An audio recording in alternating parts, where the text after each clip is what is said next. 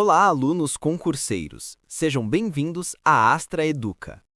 Aqui você vai ter sua aprovação no concurso da Transpetro e vamos começar a desbravar o conteúdo do edital na ênfase 5, Inspeção de Equipamentos e Instalações.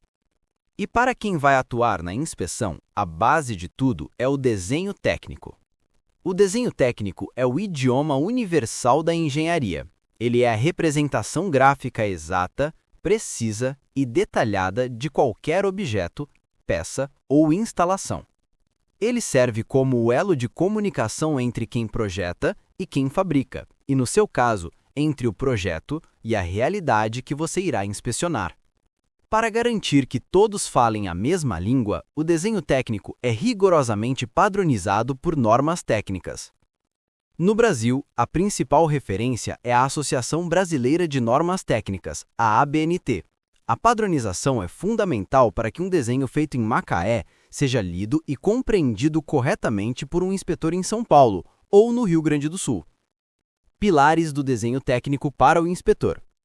Para o seu concurso, existem 4 pilares que você precisa dominar. 1. Projeção ortogonal e vistas. A projeção ortogonal é um método utilizado para representar um objeto tridimensional em um plano bidimensional. Fazemos isso através de vistas, a vista frontal, a vista superior e a vista lateral.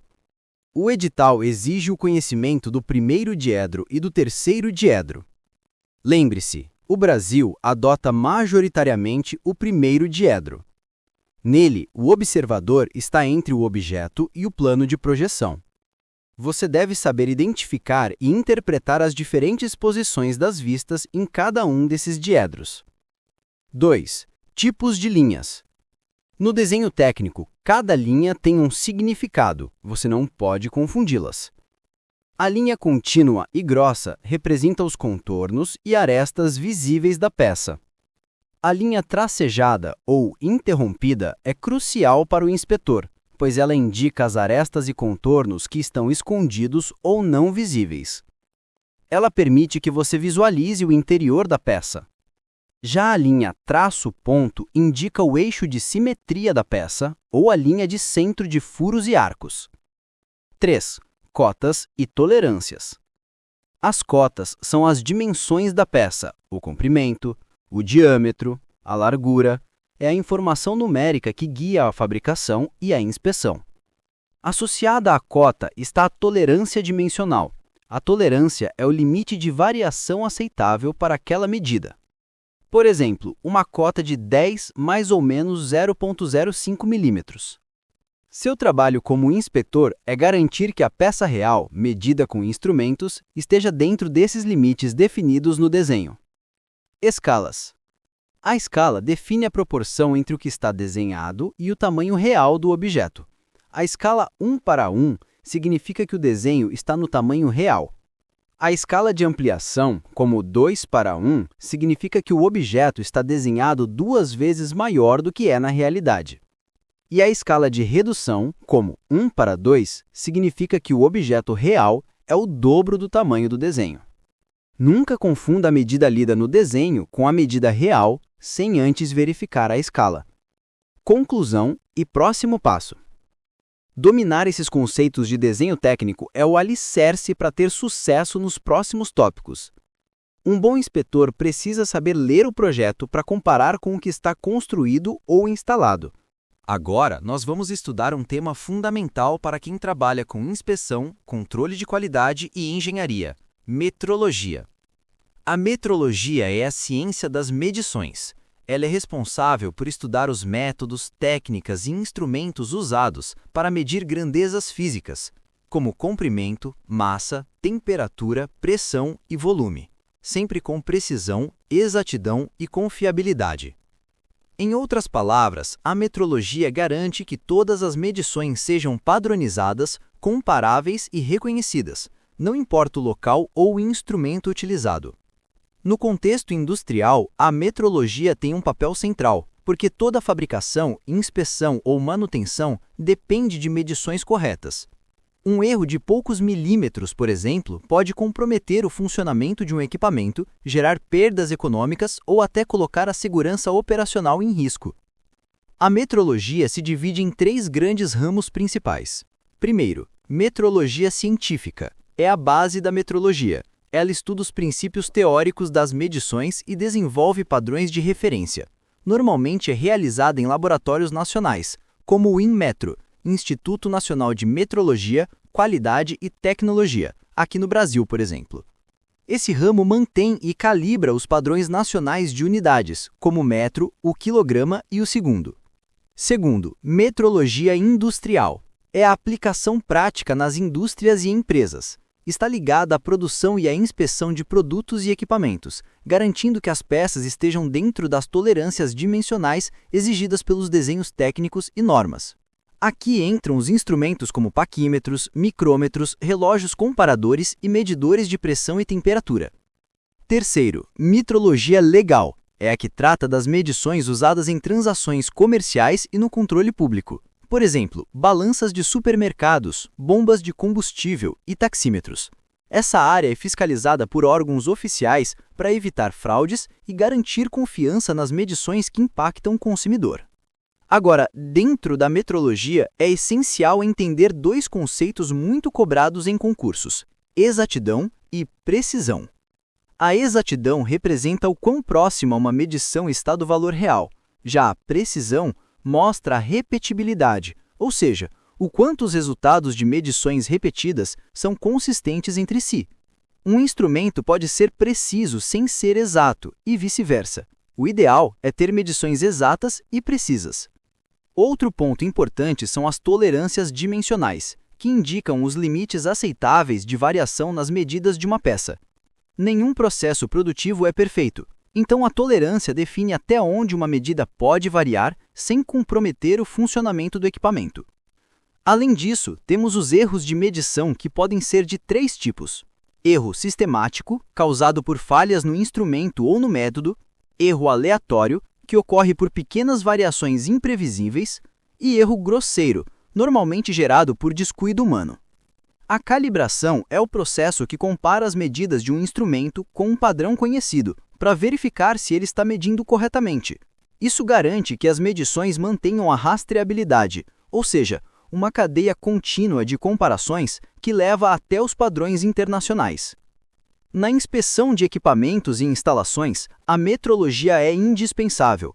O inspetor precisa dominar o uso de instrumentos de medição, entender suas limitações, interpretar certificados de calibração e avaliar se os equipamentos estão dentro das especificações técnicas. Em resumo, dominar metrologia é dominar a base da confiabilidade técnica. É garantir que cada inspeção, cada ajuste e cada relatório reflitam medições corretas e seguras, o que é essencial para a qualidade e segurança na indústria. Agora, vamos estudar um tema essencial para quem trabalha com medições, controle de qualidade e engenharia: o Sistema Internacional de Unidades, também conhecido como SI. O Sistema Internacional de Unidades é o sistema oficial de medidas adotado em quase todos os países do mundo, inclusive no Brasil. Ele foi criado para padronizar as medições, permitindo que cientistas, técnicos e engenheiros de diferentes lugares falem a mesma língua quando se trata de grandezas físicas.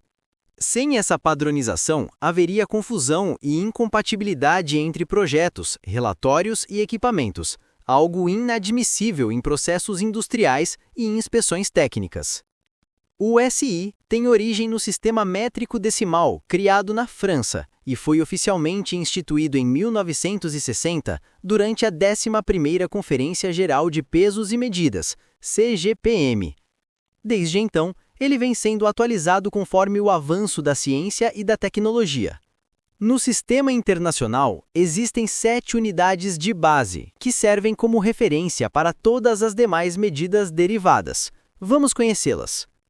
Metro, M, unidade de comprimento. Quilograma, QG, unidade de massa. Segundo, S, unidade de tempo. Ampere, A, unidade de corrente elétrica. Kelvin, K, unidade de temperatura termodinâmica.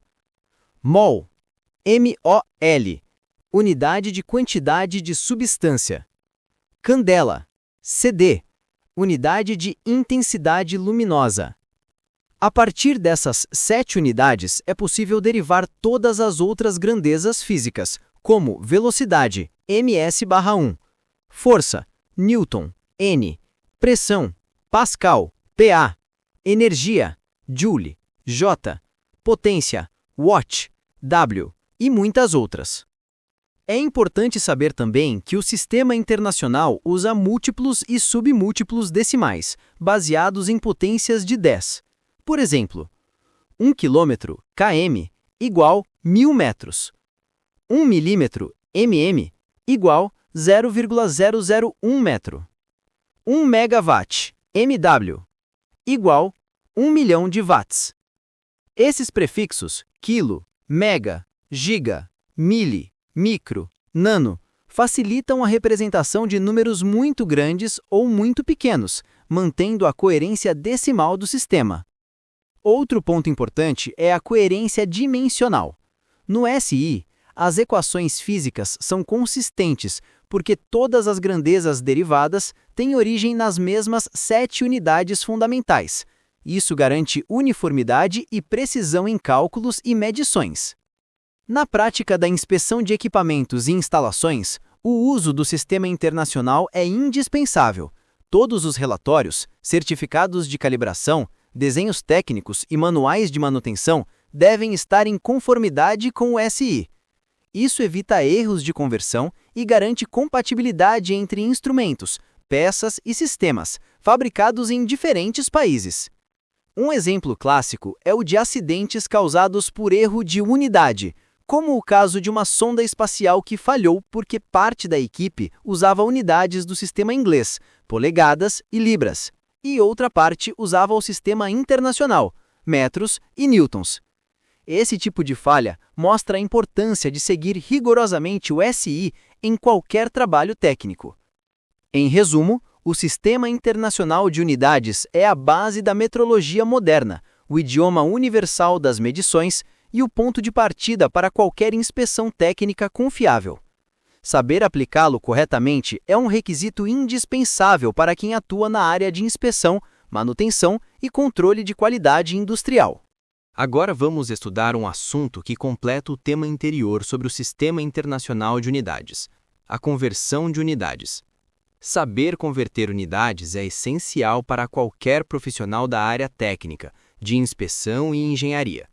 Afinal, no dia a dia, é muito comum lidarmos com medidas expressas em diferentes sistemas, e o inspetor precisa compreender e transformar corretamente essas unidades, para garantir precisão nos cálculos, relatórios e inspeções. A conversão de unidades consiste em transformar uma medida expressa em determinada unidade para outra equivalente, sem alterar o valor real da grandeza física.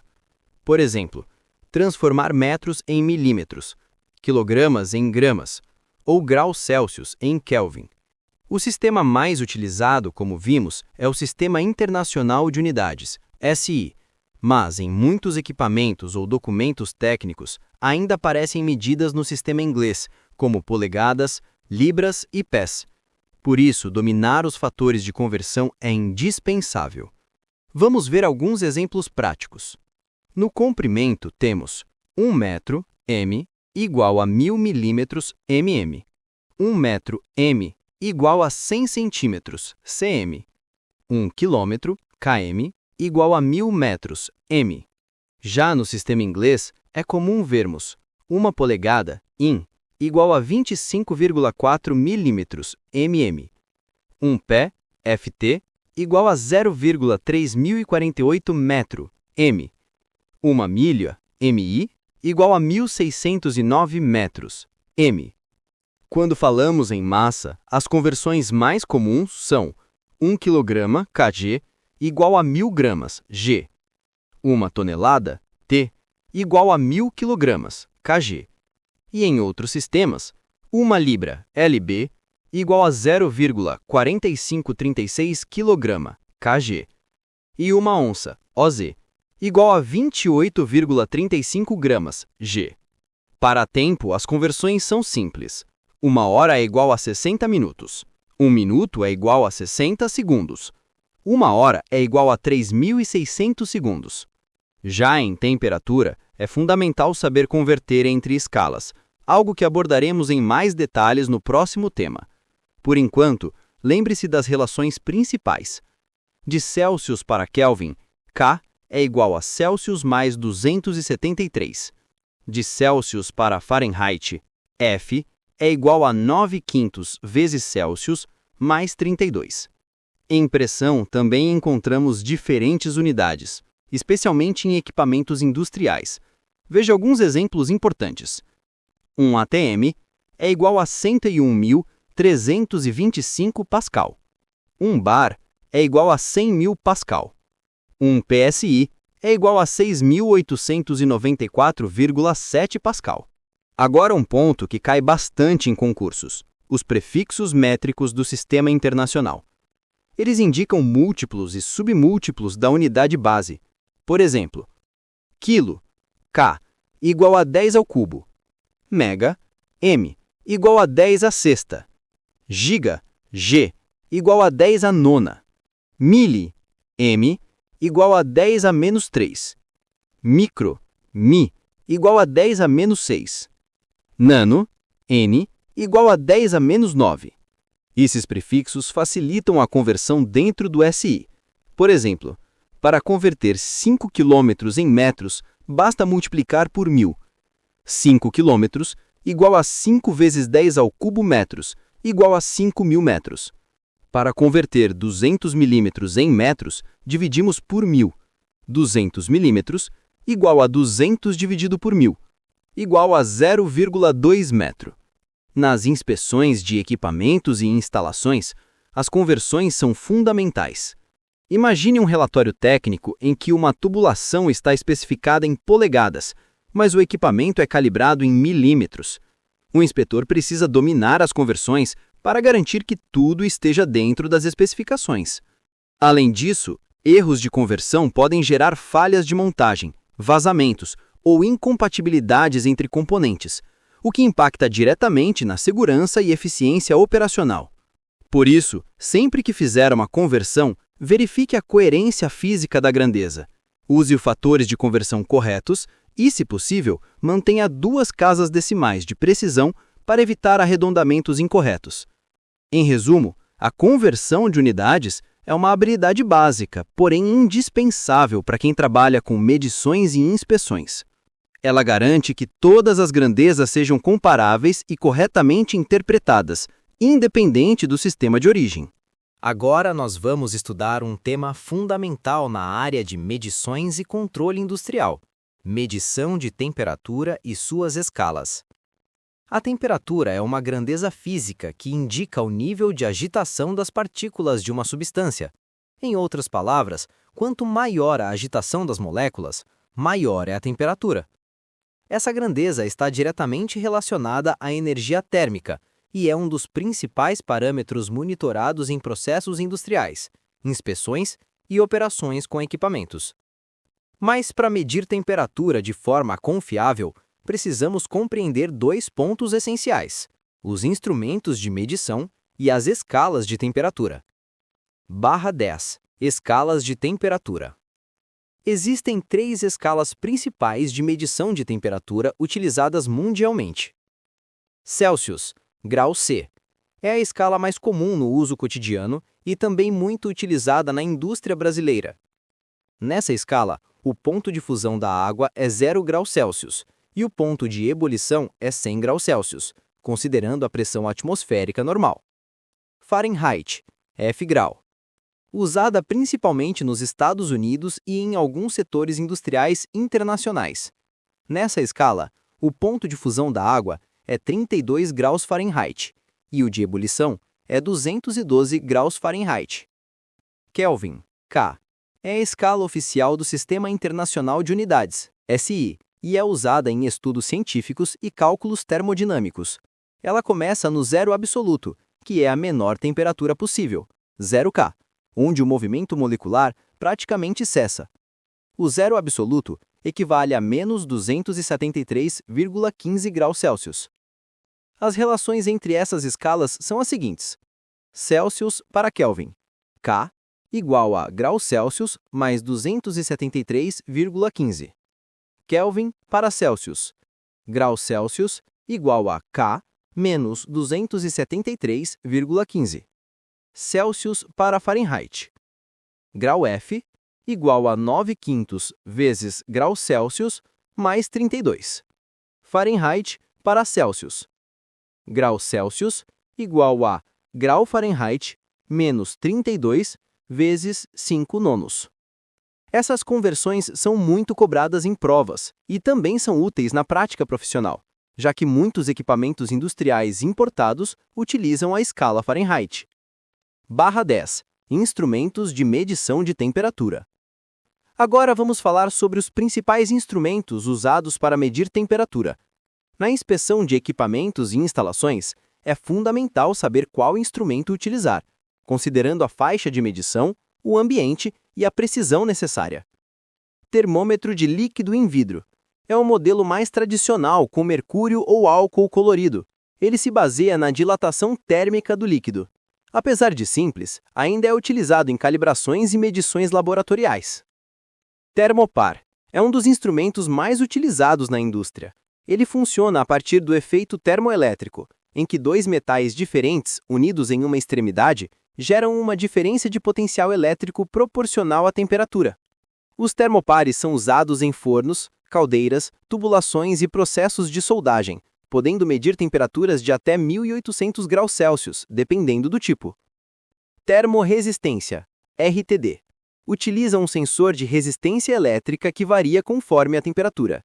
É mais preciso que o termopar e geralmente usado para medições de até 600 graus Celsius. Pirômetro. Mede temperatura à distância, baseado na radiação térmica emitida por um corpo. É muito útil em inspeções de equipamentos em funcionamento, sem necessidade de contato direto. Termômetro bimetálico, formado por duas lâminas metálicas com diferentes coeficientes de dilatação. Ao se aquecer, as lâminas se curvam e movimentam um ponteiro. É comum em painéis de máquinas e caldeiras. Importância da medição correta. Em inspeções e processos industriais, a temperatura influencia diretamente a viscosidade dos fluidos, a resistência dos materiais, as reações químicas e o desempenho de equipamentos. Um erro na medição pode causar sobreaquecimento, falhas estruturais ou até acidentes. Por isso, o inspetor precisa conhecer bem as escalas, os instrumentos e os métodos de calibração. Além disso, todos os instrumentos de medição de temperatura devem ser periodicamente calibrados conforme normas metrológicas, garantindo a rastreabilidade e confiabilidade dos resultados. Em resumo, medir corretamente a temperatura e compreender suas escalas é uma competência essencial para qualquer profissional de inspeção. A precisão dessas medições garante segurança, eficiência e conformidade técnica em equipamentos e instalações industriais. Agora nós vamos estudar um tema essencial para quem trabalha com controle de qualidade, manutenção e inspeção industrial: instrumentos de medição e aferição de grandezas. Esse assunto é muito importante, porque toda a inspeção técnica depende de medições confiáveis e precisas. O inspetor deve ser capaz de escolher o instrumento adequado, compreender seu princípio de funcionamento, suas limitações e saber quando e como ele deve ser calibrado. Bom, o que são instrumentos de medição? Os instrumentos de medição são dispositivos utilizados para quantificar uma grandeza física, como comprimento, massa, pressão, temperatura, vazão, força, entre outras. Já o termo aferição se refere ao processo de verificação e ajuste do instrumento, comparando-o com um padrão de referência para garantir que ele forneça leituras corretas. Esses instrumentos podem ser analógicos ou digitais, de contato ou sem contato, e cada tipo é selecionado conforme a precisão necessária e o tipo de grandeza a ser medida. Classificação por tipo de grandeza. Vamos conhecer agora os principais instrumentos usados na inspeção de equipamentos e instalações, divididos por grandeza medida. 1. Comprimento e dimensões lineares. Régua graduada, usada para medições simples, com precisão milimétrica. Paquímetro, Permite medir diâmetros internos, externos e profundidades com precisão de até 0,02 milímetros. Micrômetro, usado para medições mais precisas, com leitura em centésimos de milímetro, 0,01 milímetros. Relógio comparador, mede pequenas variações dimensionais, ideal para checagem de planeza, concentricidade e paralelismo. 2. Massa e peso. Balanças de precisão e dinamômetros são usados para medir massa e força, respectivamente. Esses equipamentos devem estar calibrados e nivelados para garantir medições corretas. 3. Pressão. Manômetros medem pressão de fluidos em tubulações e reservatórios. Os mais comuns são os de tubo Bourdon, os de coluna de líquido e os digitais. Vacuômetros, usados para medir pressões abaixo da atmosférica. Transmissores de pressão convertem o valor medido em sinal elétrico, permitindo monitoramento remoto. 4. Temperatura. Termopares, termorresistências RTD, pirômetros e termômetros bimetálicos são instrumentos fundamentais. Eles foram estudados em detalhes na aula anterior, mas vale lembrar. Cada um tem uma faixa de temperatura ideal e uma exatidão diferente. 5. Vazão. Rotâmetros medem vazão de líquidos e gases através da elevação de um flutuador em um tubo transparente. Placas de orifício e tubos de Venturi utilizam a variação de pressão causada pela passagem do fluido para calcular a vazão. Medidores eletromagnéticos e ultrassônicos fazem medições sem partes móveis, ideais para medições contínuas e de alta precisão. 6. Nível. Nível de boia mede o nível de líquido por meio de deslocamento mecânico. Nível de pressão diferencial calcula a altura do líquido com base na pressão exercida. Nível ultrassônico ou radar mede a distância por meio da reflexão de ondas. 7. Eletricidade. Multímetro mede tensão, voltagem, corrente e resistência elétrica. Amperímetro e voltímetro são usados para medições específicas de corrente e tensão. Megômetro mede a resistência de isolação em motores e cabos, garantindo a segurança elétrica. Calibração e aferição. Todo instrumento de medição precisa ser periodicamente aferido e calibrado. A calibração consiste em comparar as medições do instrumento com um padrão rastreável, normalmente fornecido por laboratórios acreditados pelo Inmetro. Isso garante a confiabilidade metrológica, ou seja, a certeza de que os valores obtidos são corretos e podem ser usados em relatórios técnicos e inspeções. Durante a aferição, são avaliados também a exatidão, a precisão, o erro máximo admissível e o desvio padrão do instrumento. Esses dados são registrados em um certificado de calibração, documento obrigatório em auditorias e certificações industriais. Cuidados e boas práticas. Para garantir medições confiáveis, o inspetor deve verificar se o instrumento possui certificado de calibração dentro da validade, armazenar os instrumentos corretamente, evitando variações de temperatura e umidade, evitar choques, quedas ou contato com substâncias químicas, zerar o equipamento antes de iniciar as medições e registrar todas as leituras com identificação do instrumento e condições de medição. Em resumo, os instrumentos de medição e aferição de grandezas são a base de todo o processo de inspeção, controle de qualidade e manutenção industrial. Eles garantem que os resultados obtidos sejam confiáveis, traceáveis e padronizados, o que é essencial para a segurança, eficiência e conformidade técnica de qualquer instalação.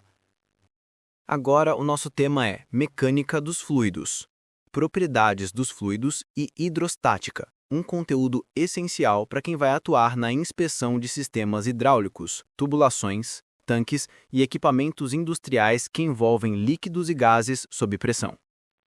Conceito de fluido. Antes de tudo, precisamos entender o que é um fluido. Chamamos de fluido qualquer substância que não resiste a uma deformação contínua quando submetida a uma força. Isso significa que o fluido se deforma e escoa. Portanto, os fluidos englobam líquidos e gases. Os líquidos têm volume praticamente constante e se adaptam à forma do recipiente. Os gases não têm forma nem volume fixos, podendo ser comprimidos facilmente. A mecânica dos fluidos é a área da física que estuda o comportamento dos fluidos em repouso e em movimento, bem como as forças que atuam sobre eles. Ela se divide em dois grandes campos: hidrostática, estudo dos fluidos em repouso, hidrodinâmica, estudo dos fluidos em movimento. Hoje, vamos focar na hidrostática e nas propriedades fundamentais dos fluidos. Propriedades dos fluidos. Os fluidos possuem propriedades físicas que determinam seu comportamento sob diferentes condições de pressão e temperatura. As principais são: 1. Massa específica ou ρ. É a relação entre a massa e o volume de um fluido. A fórmula é ρ igual a m sobre v, onde m é a massa e v o volume. Essa propriedade indica o peso do fluido por unidade de volume e é expressa em kg por metro cúbico, kg por metro cúbico. 2. Peso específico, ou gama. É o peso do fluido por unidade de volume. Gama igual a ρ vezes g, onde g é a aceleração da gravidade, aproximadamente 9,81 metros por segundo ao quadrado. 3. Densidade relativa. É a razão entre a densidade de um fluido e a densidade da água, no caso de líquidos, ou do ar, para gases. Por ser uma razão, não tem unidade. 4. Pressão. É a força exercida perpendicularmente por unidade de área. P igual a F sobre A. A unidade no sistema internacional é o Pascal, que equivale a 1 newton por metro quadrado. 5. Viscosidade. A viscosidade representa a resistência interna do fluido ao escoamento. Um fluido com alta viscosidade, como o óleo, escoa mais lentamente, já um com baixa viscosidade, como a água, flui mais facilmente. A viscosidade depende da temperatura. Nos líquidos, ela diminui quando a temperatura aumenta. Nos gases, ocorre o oposto. 6. Tensão superficial. Nos líquidos, as moléculas da superfície sofrem forças que as puxam para dentro, formando uma espécie de filme superficial. Essa propriedade explica fenômenos como gotas esféricas e a flutuação de pequenos objetos. 7. Capilaridade. É a capacidade de um líquido de subir ou descer em tubos muito finos, em função da adesão entre o líquido e as paredes do tubo. Essas propriedades são fundamentais para o cálculo e o dimensionamento de tubulações, tanques, bombas e válvulas em processos industriais. Hidrostática. Fluidos em repouso. A hidrostática estuda os fluidos quando estão em equilíbrio, ou seja, sem movimento. O principal conceito aqui é o de pressão hidrostática, que é a pressão exercida por um fluido devido ao seu peso. A fórmula é P igual a ρ vezes G vezes H, onde P é pressão hidrostática, ρ, massa específica do fluido, G, aceleração da gravidade, H, altura da coluna de fluido. Isso significa que quanto maior a profundidade, maior será a pressão exercida pelo fluido. Princípio de Pascal. O princípio de Pascal afirma que qualquer variação de pressão aplicada a um fluido confinado é transmitida integralmente a todos os pontos do fluido e às paredes do recipiente. Esse princípio é a base de sistemas hidráulicos como freios, prensas e macacos hidráulicos, muito usados em equipamentos industriais. Exemplo: em um sistema hidráulico com pistões de áreas diferentes, uma pequena força aplicada em um pistão pequeno pode gerar uma grande força em um outro pistão maior, o que é usado para multiplicar a força. Princípio de Arquimedes. O princípio de Arquimedes afirma que todo corpo imerso total ou parcialmente em um fluido recebe uma força de empuxo vertical e para cima igual ao peso do fluido deslocado. Esse princípio explica por que navios flutuam, balões sobem no ar e também é usado para determinar a densidade de materiais por meio da imersão em líquidos. Aplicações práticas na inspeção de equipamentos. Na prática, os conceitos da mecânica dos fluidos e da hidrostática são aplicados para verificar pressão e nível de líquidos em tanques e reservatórios, avaliar o funcionamento de válvulas, bombas e sistemas hidráulicos, detectar vazamentos e variações de pressão em tubulações, garantir a segurança de sistemas pressuizados, como caldeiras e trocadores de calor. O inspetor precisa entender como a pressão se distribui dentro de um recipiente e como variações de temperatura e densidade podem afetar o comportamento do fluido. Conclusão: a mecânica dos fluidos e a hidrostática são fundamentais para compreender o comportamento de líquidos e gases em repouso, permitindo ao profissional realizar medições seguras e diagnósticos precisos. Dominar essas noções é essencial para quem atua em inspeção, manutenção e operação de equipamentos e instalações industriais. Agora o nosso tema é calorimetria, um conteúdo muito importante para quem trabalha com sistemas térmicos, trocadores de calor, caldeiras, tubulações e processos industriais que envolvem variações de temperatura e transferência de energia. O que é calorimetria? A calorimetria é o ramo da física que estuda as trocas de calor entre corpos e as variações de temperatura que resultam dessas trocas. O termo vem de calor e metria, ou seja, medida de calor. Em processos industriais e de inspeção, entender o comportamento térmico dos materiais é essencial para avaliar a eficiência energética, o desempenho dos equipamentos e a segurança operacional. Conceitos fundamentais. Para compreender a calorimetria, precisamos relembrar alguns conceitos básicos de termologia. 1. Calor. É a energia em trânsito entre dois corpos que estão a diferentes temperaturas. O calor sempre flui do corpo de maior temperatura para o de menor temperatura até que ambos atinjam o equilíbrio térmico. 2. Temperatura. É a medida do grau de agitação das moléculas de um corpo. Quanto maior a agitação das partículas, maior a temperatura. A temperatura é medida em Celsius, Kelvin ou Fahrenheit. 3. Equilíbrio térmico. Dois corpos estão em equilíbrio térmico quando não há mais troca de calor entre eles. Esse princípio é a base da lei zero da termodinâmica, que afirma: se um corpo A está em equilíbrio térmico com um corpo B e B está em equilíbrio com C, então A e C estão em equilíbrio entre si. Calor específico. Cada substância reage de forma diferente ao receber ou perder calor. O calor específico, C, é a quantidade de calor necessária para elevar a temperatura de 1 grama de uma substância em 1 grau Celsius. A unidade no sistema internacional é o J por quilograma vezes grau Celsius. A relação entre calor, massa e variação de temperatura é dada pela fórmula Q igual a m vezes C vezes ΔT, onde Q é a quantidade de calor em joules, m é igual a massa em quilogramas, C igual a calor específico em joules por quilograma vezes grau Celsius. ΔT é a variação de temperatura em graus Celsius ou Kelvin.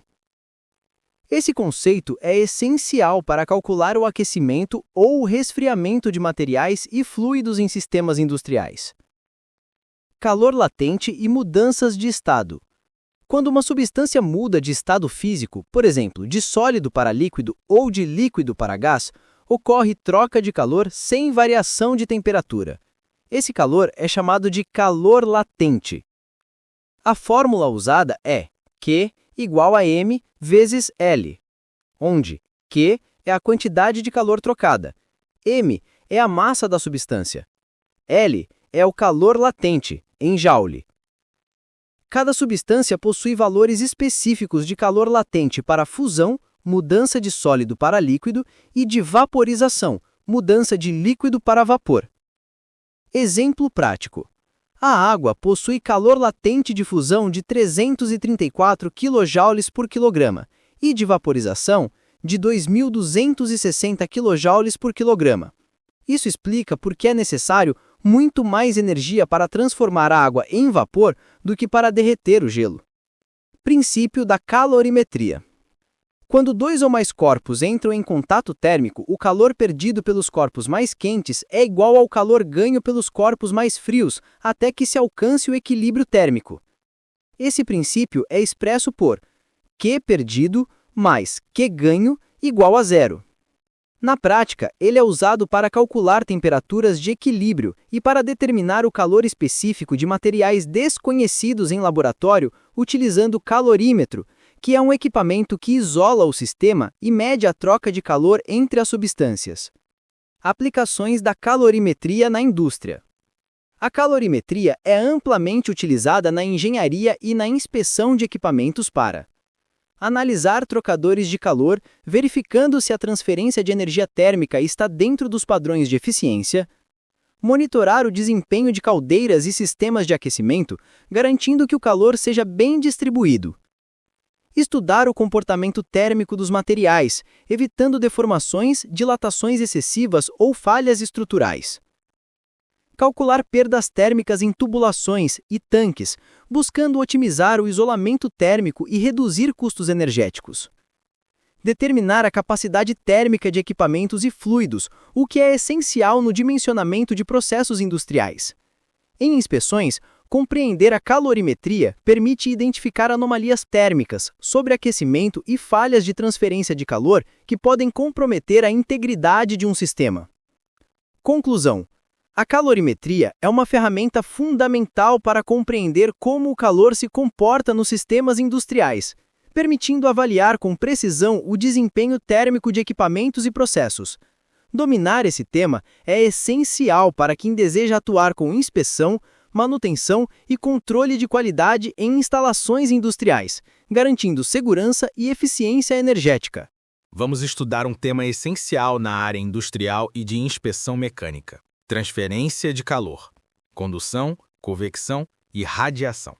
Compreender como o calor se propaga é fundamental para avaliar o desempenho térmico de equipamentos, prevenir falhas e garantir a segurança operacional de sistemas que envolvem altas temperaturas, como trocadores de calor, caldeiras e tubulações. Conceito de transferência de calor. A transferência de calor é o processo pelo qual a energia térmica é transmitida de um corpo para outro, devido à diferença de temperatura entre eles. O calor sempre flui do corpo de maior temperatura para o corpo de menor temperatura, até que ambos atinjam o equilíbrio térmico. Na natureza e na indústria, esse processo ocorre de 3 formas principais: condução, convecção, radiação. Vamos entender cada uma delas em detalhes. 1. Condução. A condução é o modo de transferência de calor que ocorre dentro de um corpo sólido ou entre corpos em contato direto, sem deslocamento de matéria. Nesse processo, o calor é transmitido de partícula para partícula, por meio da vibração das moléculas. Um bom exemplo é quando uma extremidade de uma barra metálica é aquecida e, com o tempo, o calor se propaga até a outra extremidade, mesmo que o metal não se mova. A quantidade de calor transferida por condução depende de área de contato. Quanto maior, mais calor é transferido. Diferença de temperatura. Quanto maior, mais intensa a transferência. Espessura. Quanto mais espesso o material, menor a taxa de condução. Condutividade térmica. Propriedade do material que indica sua capacidade de conduzir calor. A equação fundamental da condução é a lei de Fourier. Q igual a K vezes A vezes ΔT entre L, onde Q é o fluxo de calor, K é a condutividade térmica, A é a área e L é a espessura da parede condutora. Bons condutores térmicos, metais como cobre, alumínio e aço. Maus condutores ou isolantes, madeira, cerâmica, vidro e materiais poliméricos. Na inspeção, o entendimento da condução é fundamental para avaliar isolamentos térmicos, paredes de tanques e superfícies metálicas sujeitas a aquecimento, prevenindo perda de energia e superaquecimento. 2. Convecção. A convecção é a transferência de calor que ocorre em fluidos, líquidos e gases, sendo acompanhada pelo movimento das partículas. Nesse caso, há transporte de energia térmica e de massa ao mesmo tempo. Existem 2 tipos de convecção: convecção natural, causada por diferenças de densidade.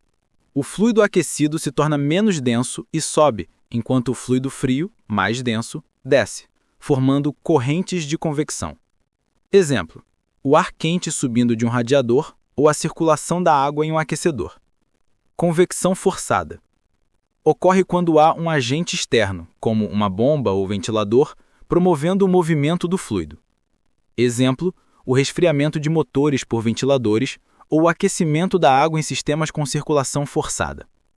A taxa de transferência de calor por convecção é descrita pela lei de resfriamento de Newton, Q igual a H vezes A vezes ΔT, onde Q é o calor transferido, H é o coeficiente de convecção, A é a área da superfície de troca térmica e ΔT é a diferença de temperatura entre a superfície e o fluido.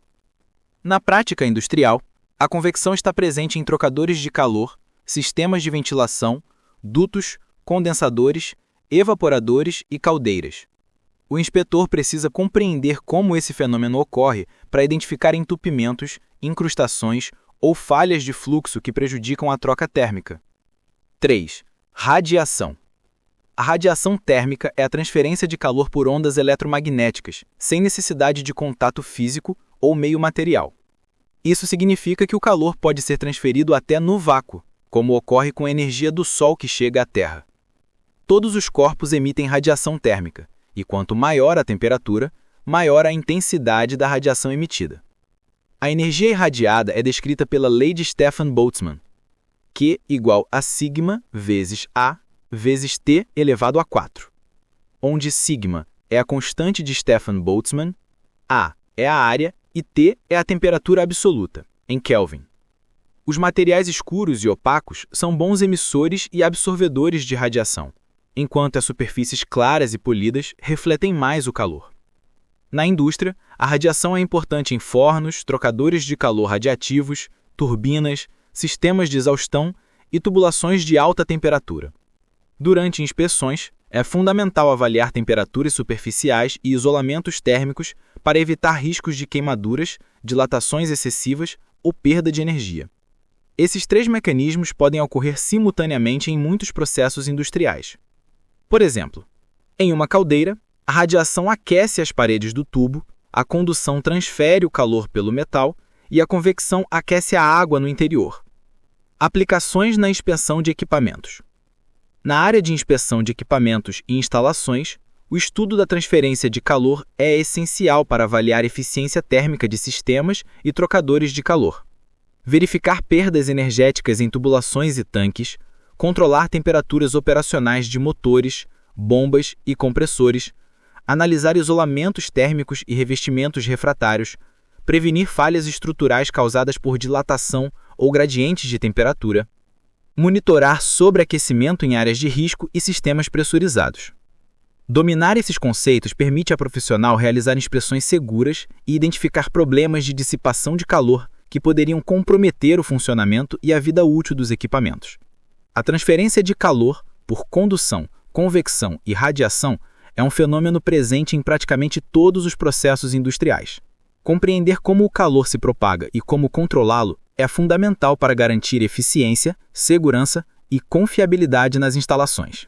Agora vamos falar sobre um tema essencial para quem trabalha na área de engenharia e manutenção: resistência dos materiais, com foco em solicitações axiais, flexão, torção e dilatação térmica dos sólidos.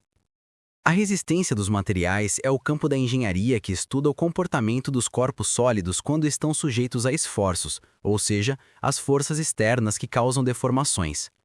É com base nesses estudos que se projetam estruturas seguras, como tubulações, tanques, pontes e suportes, capazes de suportar as cargas sem risco de ruptura ou deformação excessiva. Comecemos pelas solicitações axiais. Elas ocorrem quando a força é aplicada ao longo do eixo da peça, podendo ser de tração ou de compressão.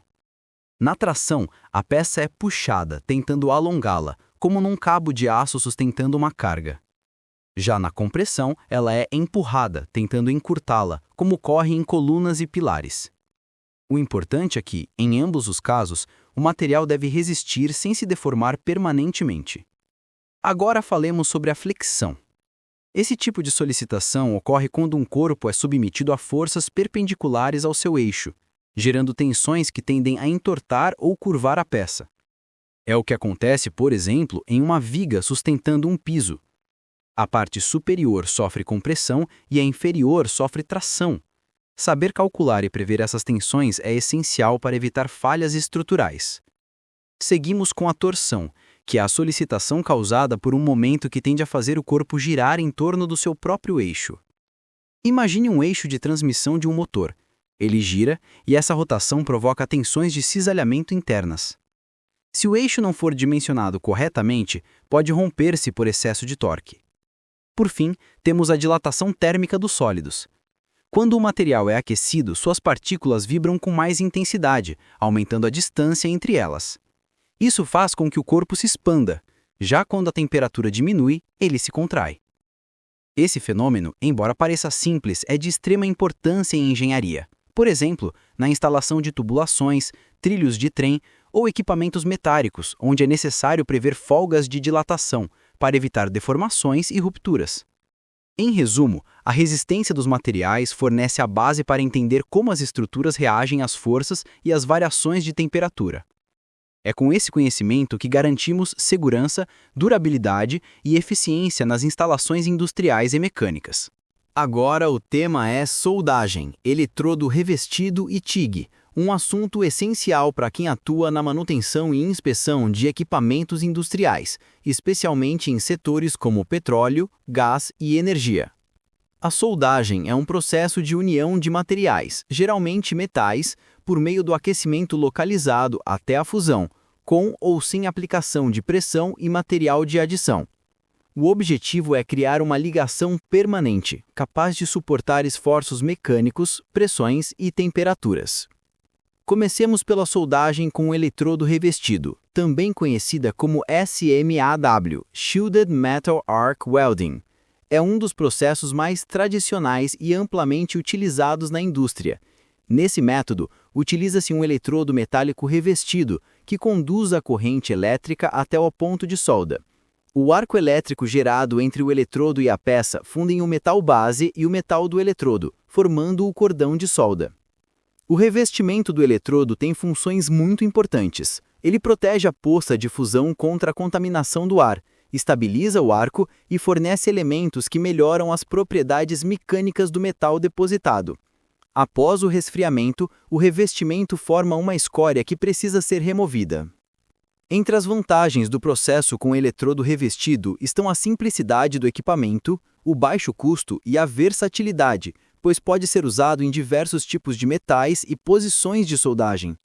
Por outro lado, apresenta desvantagens, como menor produtividade e a necessidade de limpeza da escória após cada passe. Agora falemos sobre a soldagem TIG, cujo nome vem de Tungsten Inert Gas, também chamada de GTAW, Gas Tungsten Arc Welding. Nesse processo, o arco elétrico é estabelecido entre um eletrodo de tungstênio não consumível e a peça a ser soldada. O gás inerte, geralmente argônio ou hélio, é utilizado para proteger a área da solda contra oxidação e contaminações. A soldagem TIG é conhecida por sua alta qualidade e precisão. Ela permite obter cordões de solda limpos, sem respingos e com excelente acabamento. É muito usada em materiais de aço inoxidável, alumínio, ligas de níquel e outros metais sensíveis. Entretanto, requer maior habilidade do operador e equipamentos mais caros do que o processo com eletrodo revestido.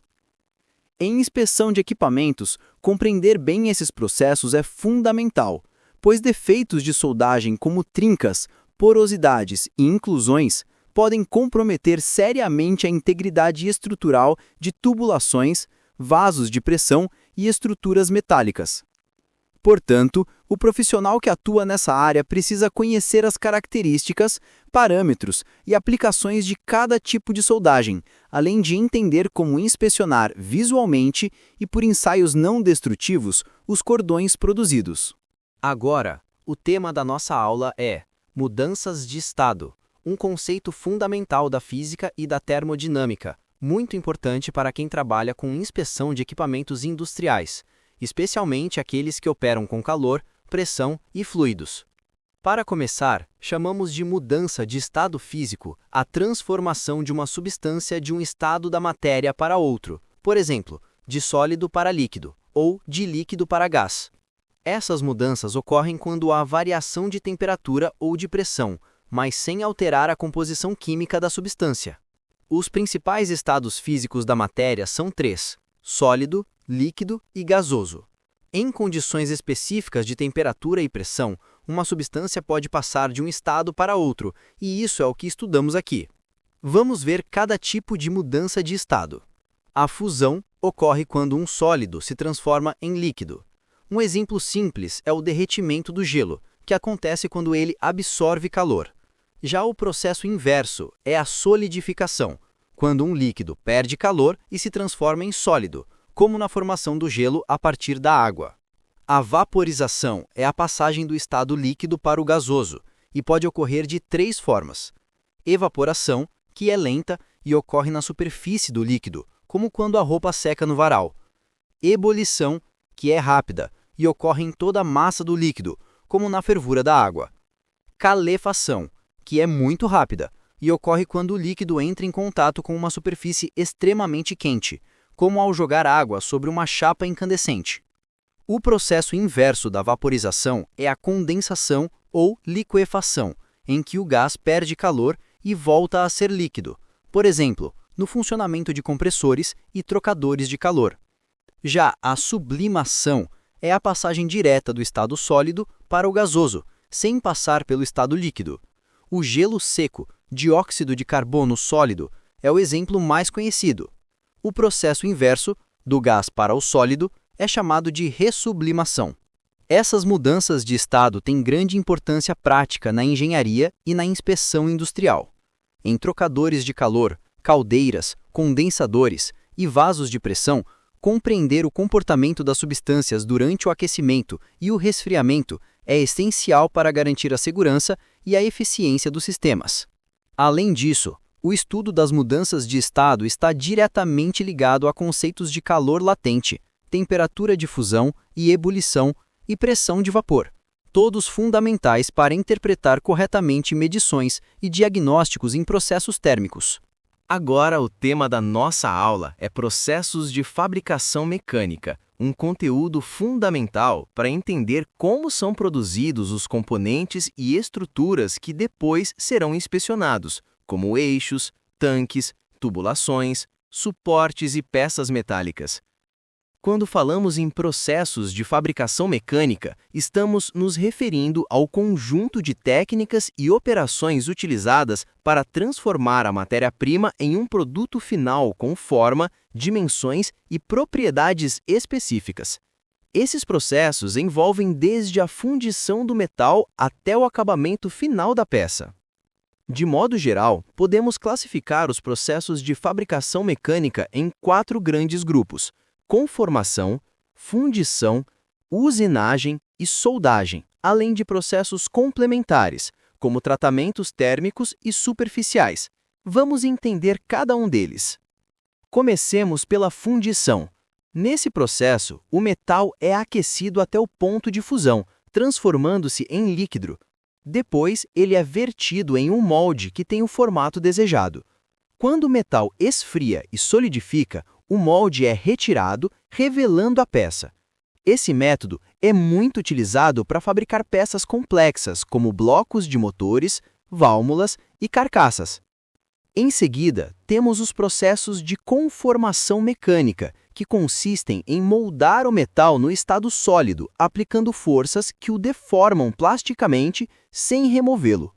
Alguns exemplos são laminação, extrusão, forjamento e estampagem. Esses processos alteram a forma e muitas vezes melhoram as propriedades do material, como a resistência. Outro grupo muito importante é o da usinagem, que é o processo de remoção de material por meio de ferramentas cortantes, como ocorre em tornos, fresadoras e furadeiras. O objetivo é obter dimensões precisas e bom acabamento superficial.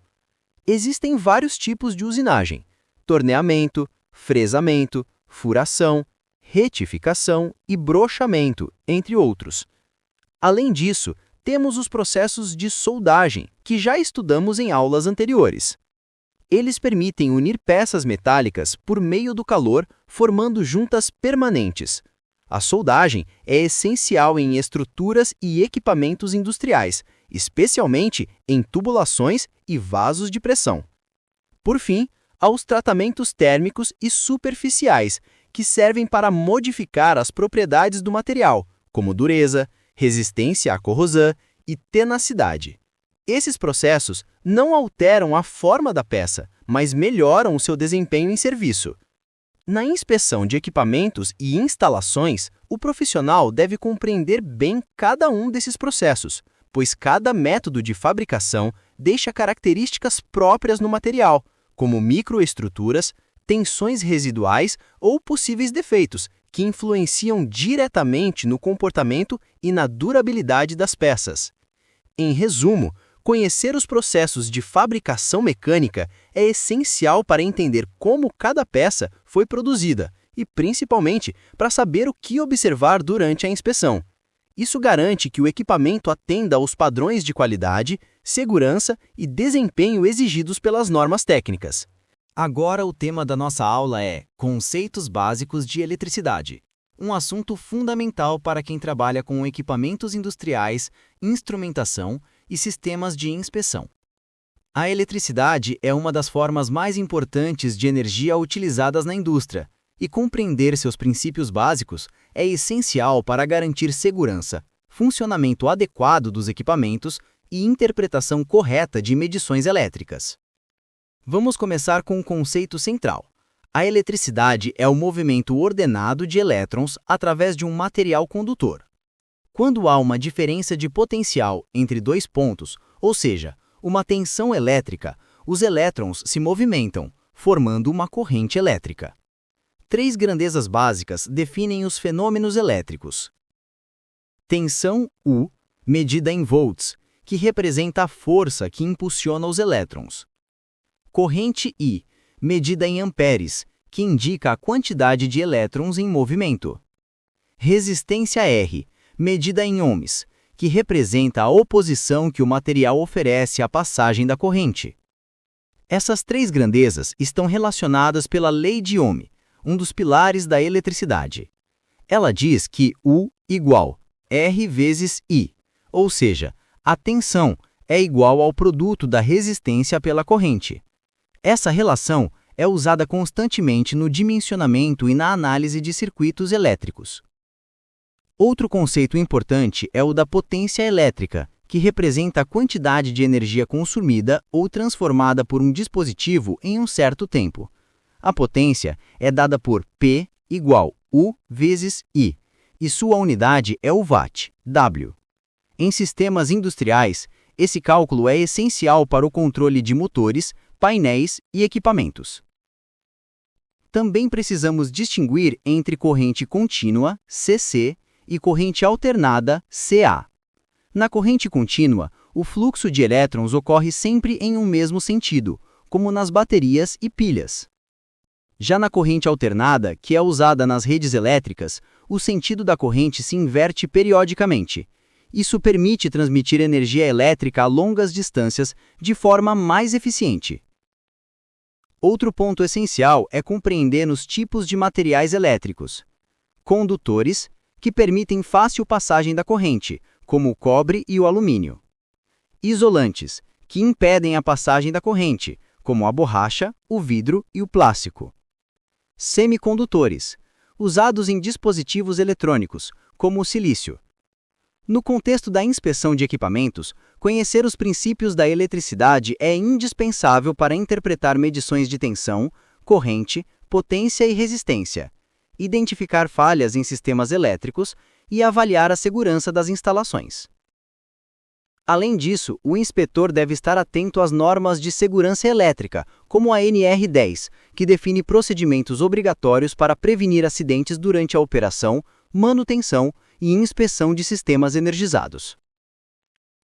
Em resumo, entender os conceitos básicos de eletricidade é compreender como a energia elétrica se comporta, como é medida e como influencia o funcionamento dos equipamentos industriais. Esse é o primeiro passo para atuar com competência técnica e segurança. Antes de tudo, precisamos entender o que é uma onda. Onda é uma perturbação que se propaga em um meio, transportando energia, mas não matéria. Em outras palavras, as ondas transmitem energia de um ponto a outro sem que as partículas do meio se desloquem junto com ela. Elas apenas vibram em torno de suas posições de equilíbrio. As ondas podem ser classificadas em mecânicas e eletromagnéticas, dependendo da forma como se propagam. Comecemos pelas ondas mecânicas. Essas ondas precisam de um meio material para se propagar, como o ar, a água ou um sólido.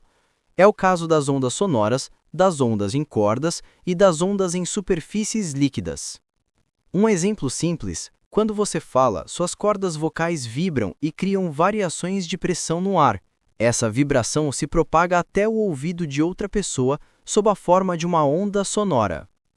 As ondas mecânicas podem ser de dois tipos: transversais, quando a vibração das partículas ocorre perpendicularmente à direção de propagação da onda, como ocorre em uma corda vibrante, e longitudinais, quando a vibração é paralela à direção de propagação, como no som que se propaga pelo ar. Essas ondas são regidas por grandezas físicas importantes como frequência, comprimento de onda, velocidade de propagação e amplitude, que determinam o comportamento da onda e a quantidade de energia que ela transporta. Agora, passemos às ondas eletromagnéticas. Diferentemente das ondas mecânicas, as ondas eletromagnéticas não precisam de um meio material para se propagar. Elas podem se deslocar até mesmo no vácuo. São formadas pela interação entre campos elétricos e magnéticos oscilantes, que se regeneram mutuamente durante a propagação. Exemplos de ondas eletromagnéticas são a luz visível, as ondas de rádio, os raios X, as microondas e os raios infravermelhos e ultravioletas. Todas fazem parte do chamado espectro eletromagnético, que abrange desde as ondas de baixa frequência, como as de rádio, até as de alta frequência, como os raios gama. No contexto industrial e da inspeção de equipamentos, essas ondas têm inúmeras aplicações práticas. As ondas mecânicas estão presentes em ensaios de ultrassom, usados para detectar trincas internas e descontinuidades em peças metálicas, um método de ensaio não destrutivo fundamental na manutenção e segurança de estruturas.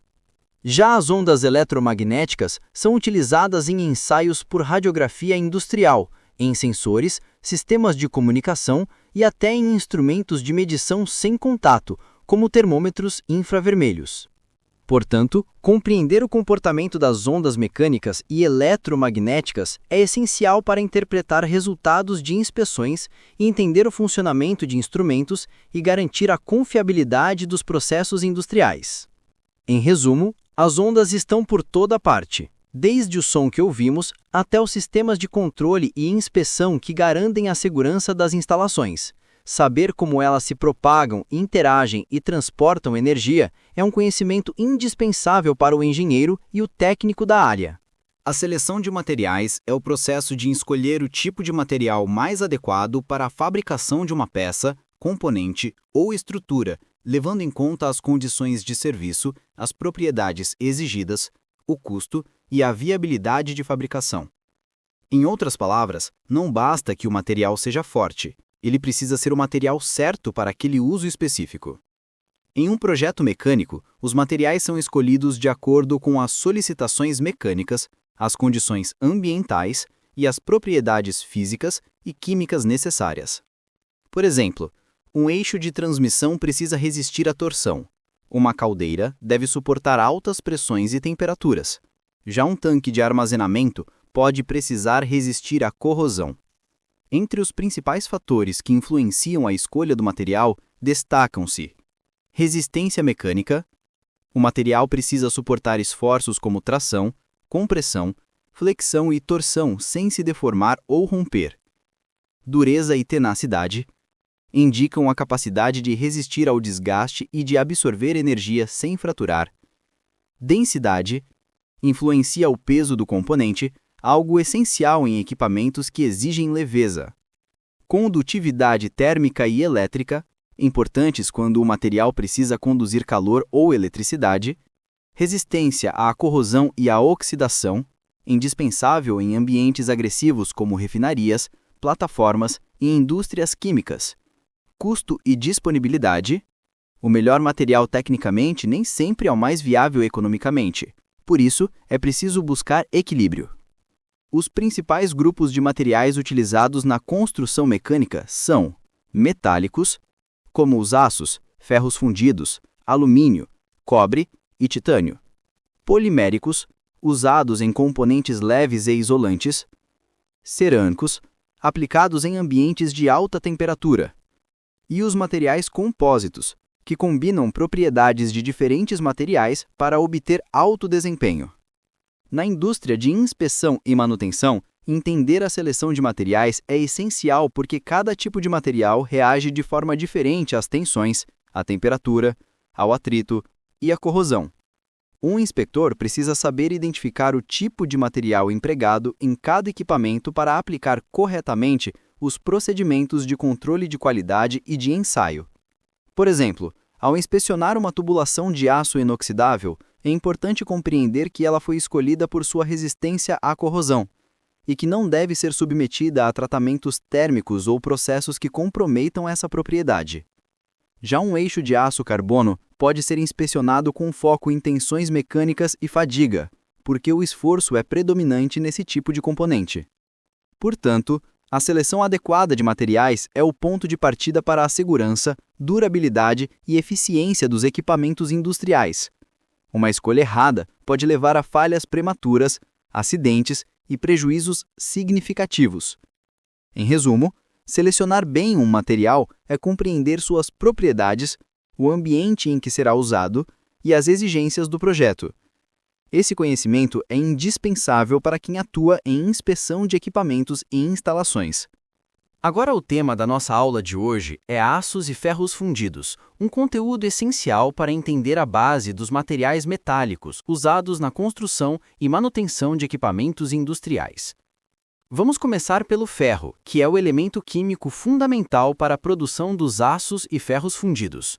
O ferro puro é relativamente mole e pouco resistente, mas quando combinado com o carbono e outros elementos químicos, ele adquire propriedades mecânicas muito superiores.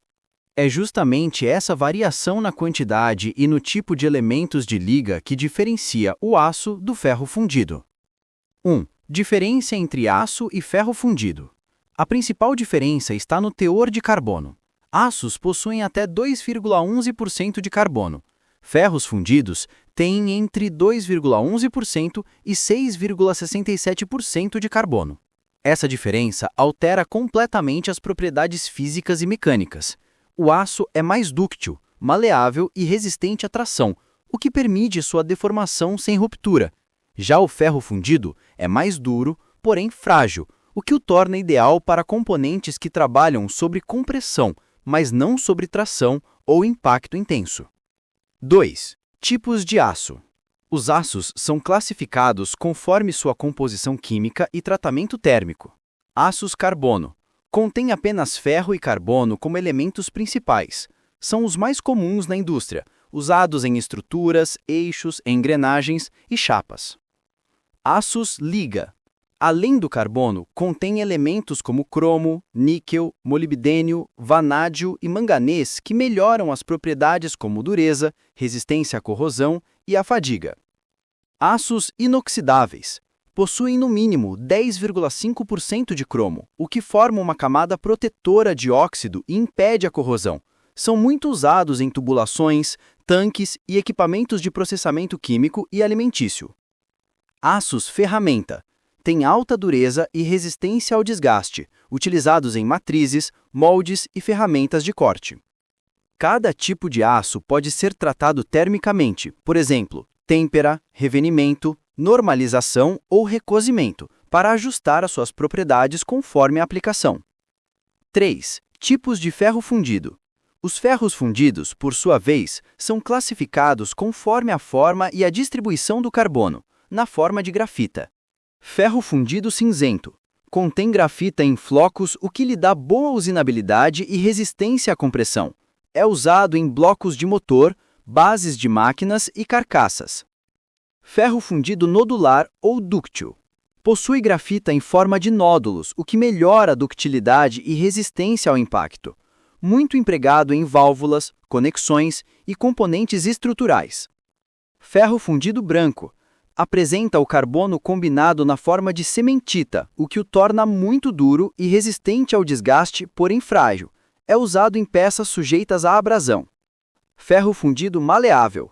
Obtido por tratamento térmico do ferro branco, apresenta boa resistência e tenacidade. 4.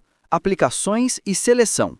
Na inspeção de equipamentos e instalações, compreender o comportamento de aços e ferros fundidos é essencial, pois cada material responde de maneira diferente às tensões, à temperatura e à corrosão. Por exemplo, em vasos de pressão e tubulações, o aço carbono ou o inoxidável são preferidos por suportarem bem a tração e as variações térmicas. Já em bases de máquinas e carcaças de bombas, o ferro fundido cinzento é escolhido pela excelente capacidade de amortecimento de vibrações. Em válvulas e conexões, o ferro nodular oferece equilíbrio entre resistência mecânica e custo. O inspetor deve ser capaz de identificar visualmente e por ensaio o tipo de material utilizado, pois a seleção incorreta pode comprometer a segurança, durabilidade e desempenho do equipamento. 5. Conclusão. Em resumo, os aços são preferidos quando se exige resistência, ductilidade e soldabilidade, enquanto os ferros fundidos são ideais quando se busca rigidez, estabilidade e baixo custo em peças moldadas. Ambos têm papel fundamental na indústria mecânica e metalúrgica, e conhecer suas propriedades é indispensável para quem atua com inspeção e manutenção. O tema da nossa aula de hoje é aços e ferros fundidos, um conteúdo essencial para entender a base dos materiais metálicos usados na construção e manutenção de equipamentos industriais. Vamos começar pelo ferro, que é o elemento químico fundamental para a produção dos aços e ferros fundidos. O ferro puro é relativamente mole e pouco resistente, mas quando combinado com o carbono e outros elementos químicos, ele adquire propriedades mecânicas muito superiores. É justamente essa variação na quantidade e no tipo de elementos de liga que diferencia o aço do ferro fundido. 1. Diferença entre aço e ferro fundido. A principal diferença está no teor de carbono. Aços possuem até 2,11% de carbono. Ferros fundidos têm entre 2,11% e 6,67% de carbono. Essa diferença altera completamente as propriedades físicas e mecânicas. O aço é mais dúctil, maleável e resistente à tração, o que permite sua deformação sem ruptura. Já o ferro fundido é mais duro, porém frágil, o que o torna ideal para componentes que trabalham sob compressão, mas não sob tração ou impacto intenso. 2. Tipos de aço. Os aços são classificados conforme sua composição química e tratamento térmico. Aços carbono.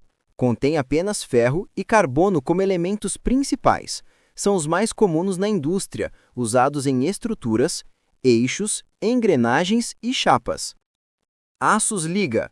Além do carbono, contém elementos como cromo, níquel, molibdênio, manganês e vanádio, que melhoram propriedades como dureza, resistência à corrosão e à fadiga. Aços inoxidáveis.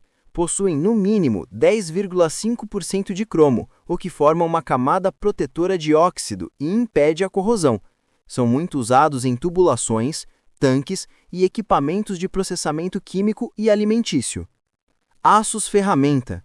Têm alta dureza e resistência ao desgaste, utilizados em matrizes, moldes e ferramentas de corte.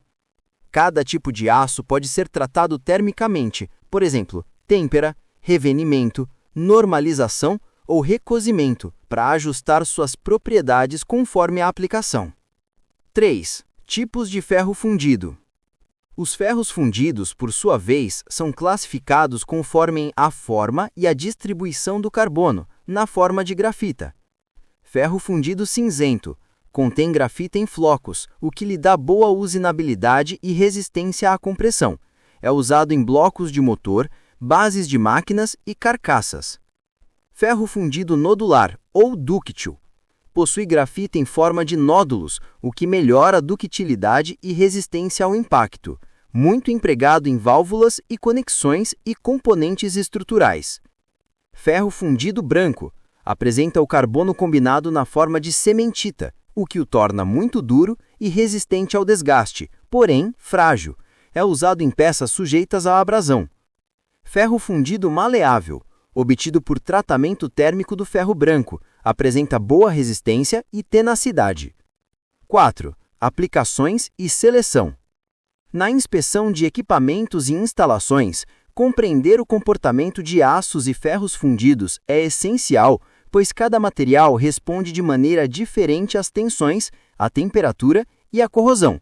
Por exemplo, em vasos de pressão e tubulações, o aço carbono ou inoxidável são preferidos por suportarem bem a tração e as variações térmicas. Já nas bases de máquinas e carcaças de bombas, o ferro fundido cinzento é escolhido pela excelente capacidade de amortecimento de vibrações. Em válvulas e conexões, o ferro nodular oferece equilíbrio entre resistência mecânica e custo. O inspetor deve ser capaz de identificar visualmente e por ensaio o tipo de material utilizado, pois a seleção incorreta pode comprometer a segurança, durabilidade e desempenho do equipamento. 5. Conclusão. Em resumo, os aços são preferidos quando se exige resistência, ductilidade e soldabilidade, enquanto os ferros fundidos são ideais quando se busca rigidez, estabilidade e baixo custo em peças moldadas. Ambos têm papel fundamental na indústria mecânica e metalúrgica, e conhecer suas propriedades é indispensável para quem atua com inspeção e manutenção. Agora, o tema é materiais não ferrosos, um assunto essencial para quem atua na área de manutenção, fabricação e inspeção mecânica, já que esses materiais complementam o uso do aço e do ferro em diversas aplicações industriais. Vamos começar entendendo o conceito básico. Chamamos de materiais não ferrosos todos os metais e ligas que não contêm ferro como elemento principal. Ou seja, eles não apresentam as propriedades magnéticas típicas dos materiais ferrosos e, em geral, possuem maior resistência à corrosão, menor densidade e boa condutividade elétrica e térmica. Esses materiais são amplamente utilizados em sistemas de tubulação, trocadores de calor, componentes elétricos, estruturas leves e equipamentos sujeitos à oxidação. 1. Principais materiais não ferrosos. Alumínio e suas ligas. O alumínio é um dos metais mais usados na indústria, devido à sua leveza, resistência à corrosão e boa condutividade térmica e elétrica. Ele é muito empregado em reservatórios, trocadores de calor, estruturas de transporte e tubulações de baixa pressão. Suas ligas, como alumínio-silício e alumínio-magnésio, aumentam a resistência mecânica sem perder a leveza, sendo comuns em componentes estruturais e na indústria aeronáutica. Cobre e suas ligas. O cobre é excelente condutor elétrico e térmico, por isso é amplamente utilizado em condutores elétricos, motores, transformadores e tubulações de refrigeração. As principais ligas de cobre são latão, cobre mais zinco, possuem boa resistência mecânica e excelente trabalhabilidade, usado em válvulas, conexões e instrumentos de medição. Bronze, cobre mais estanho, apresenta boa resistência à corrosão e ao desgaste, muito empregado em nancais, buchas e componentes de bombas. Zinco. O zinco é bastante usado como revestimento protetor contra a corrosão, processo conhecido como galvanização.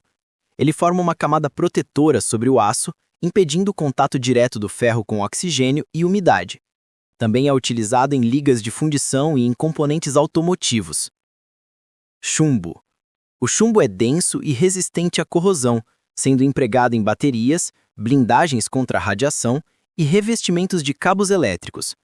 No entanto, devido à sua toxicidade, o uso do chumbo tem sido reduzido e substituído por alternativas mais seguras. Níquel. O níquel é utilizado tanto puro quanto em ligas, especialmente por sua alta resistência à oxidação e à corrosão em altas temperaturas. É comum em ligas como o Inconel e o Monel, usadas em turbinas, trocadores de calor e equipamentos de processo químico. Magnésio.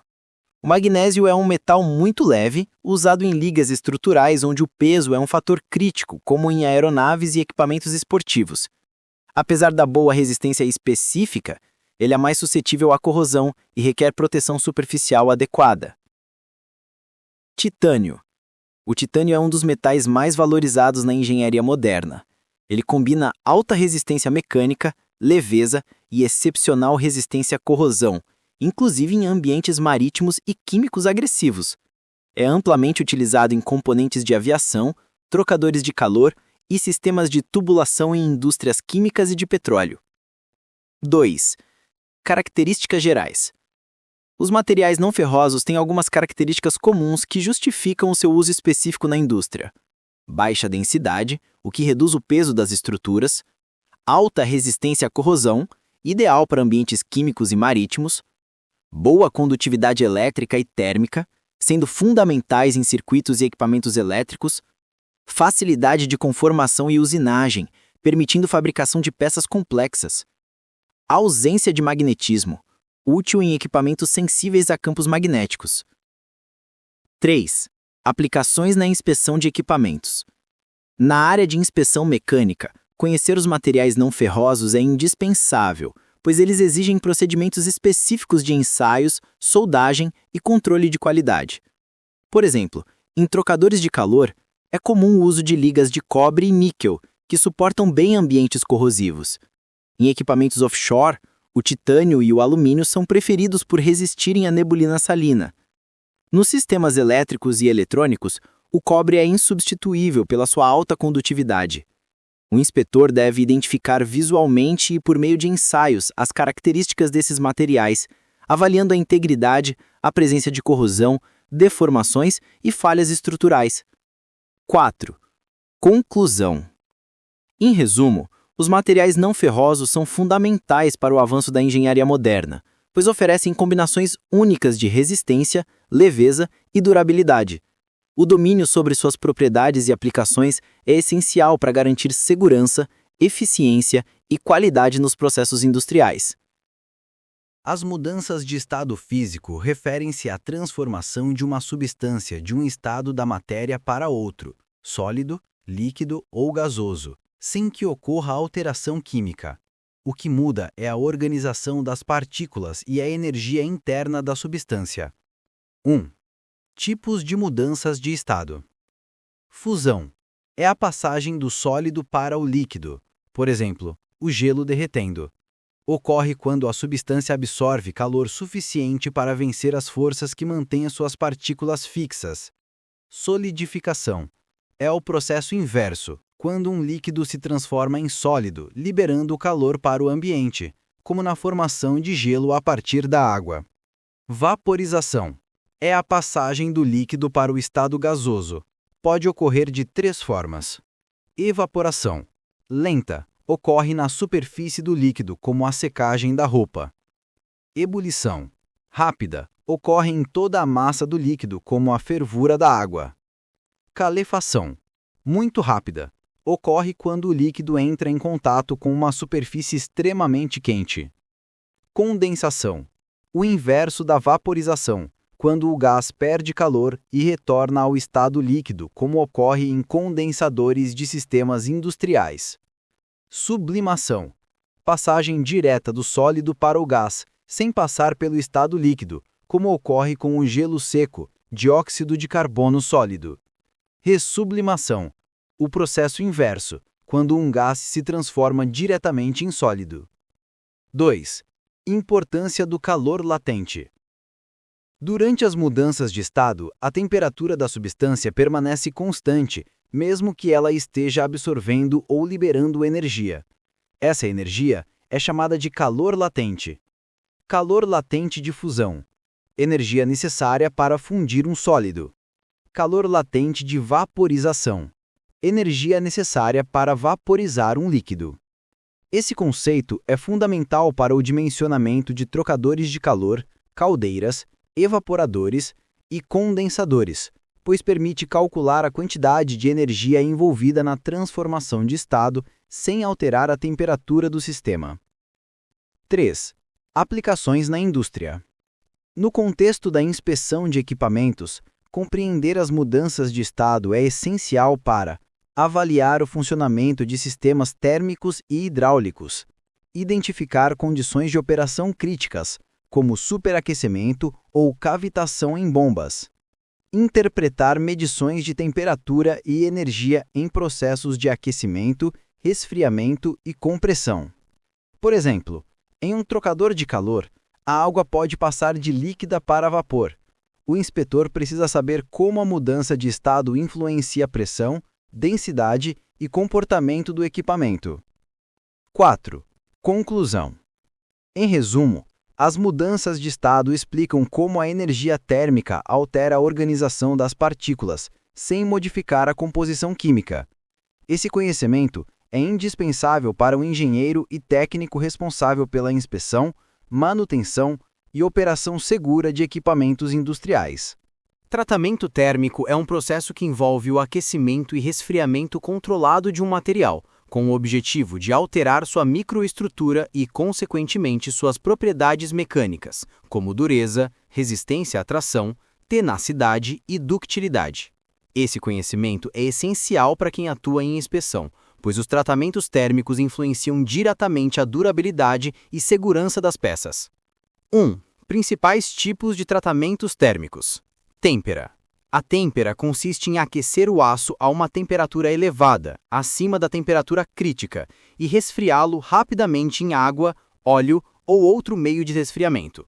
Esse processo aumenta a dureza e a resistência do material, mas pode reduzir a ductilidade, tornando o metal mais quebradiço. Revenimento.